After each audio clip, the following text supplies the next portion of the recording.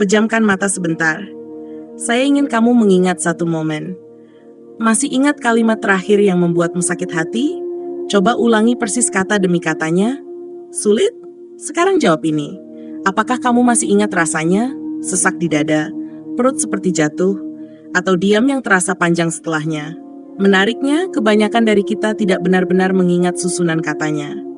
Bahkan intonasinya pun mulai samar, tapi perasaannya masih utuh, masih jelas, masih bisa kamu rasakan sekarang. Seolah tubuhmu menyimpannya lebih rapi daripada pikiranmu. Inilah eksperimen kecil kita hari ini, karena ternyata kita jarang mengingat kata persisnya, tapi kita selalu ingat rasanya. Sekarang kita masuk ke bagian yang lebih dekat, lebih nyata. Bayangkan orang tua yang berbicara keras kepadamu. Mungkin kata-katanya tentang tanggung jawab, tentang masa depan, tentang disiplin. Secara isi mungkin benar, bahkan penuh niat baik. Tapi yang kamu ingat bukan nasihatnya. Yang tertinggal adalah rasa tertekan, atau rasa tidak dimengerti. Atau teman yang bercanda. Katanya hanya gurauan. Semua tertawa. Tapi ada satu kalimat yang menusuk pelan. Bukan karena artinya berat, tapi karena caranya terasa merendahkan. Lalu atasan yang tidak pernah memaki. Kalimatnya sopan, strukturnya rapi, namun tatapannya dingin, nadanya datar, dan kamu pulang dengan perasaan kecil.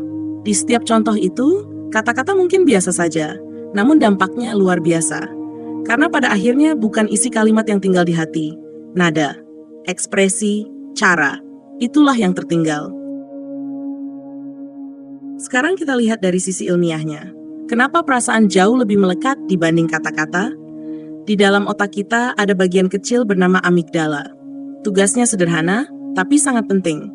Ia memproses emosi, terutama emosi yang kuat seperti takut, malu, marah, atau bahagia. Ketika sebuah peristiwa memicu emosi, amigdala bekerja lebih aktif. Ia memberi sinyal ke otak bahwa momen ini penting, bahwa ini perlu disimpan dengan lebih kuat. Itulah sebabnya saat seseorang berbicara dengan nada tinggi atau dengan tatapan hangat, tubuh dan otak kita langsung merespons. Bukan hanya memahami maknanya, tetapi juga mereka merasanya. Secara biologis, emosi bertindak seperti penanda khusus. Semakin kuat emosinya, semakin dalam jejak memorinya. Kata-kata tanpa emosi mudah terlupakan. Namun kata-kata yang dibungkus rasa akan tertanam lebih lama. Inilah alasan mengapa kita sering lupa kalimat persisnya, tetapi tidak pernah lupa bagaimana perasaan kita saat itu. Karena dalam sistem memori manusia, perasaan adalah penguat memori. Sekarang eksperimennya kita balik. Bukan lagi tentang apa yang kamu rasakan, tapi tentang apa yang orang lain rasakan karena kamu. Bayangkan saat kamu marah, kamu punya alasan, kamu punya argumen, kamu merasa benar. Namun setelah semuanya selesai, yang tertinggal bukan logikamu, bukan penjelasan panjangmu. Yang tertinggal adalah lukanya. Luka karena nada yang meninggi, luka karena tatapan yang merendahkan, luka karena cara yang terasa menyerang. Sekarang bayangkan momen lain, saat kamu memilih lembut, kamu tetap menyampaikan maksudmu, tetap tegas, tapi dengan tenang. Setelah percakapan itu selesai, yang tinggal bukan nasihatmu, bukan susunan kalimatmu. Yang tinggal adalah rasa aman, rasa dihargai, rasa dimengerti. Di setiap interaksi, sekecil apapun, kamu sedang meninggalkan jejak. Bukan hanya suara, bukan hanya kata, kamu sedang membentuk kenangan orang lain. Sekarang, pelangkan semuanya. Tarik napas, dan diam sejenak.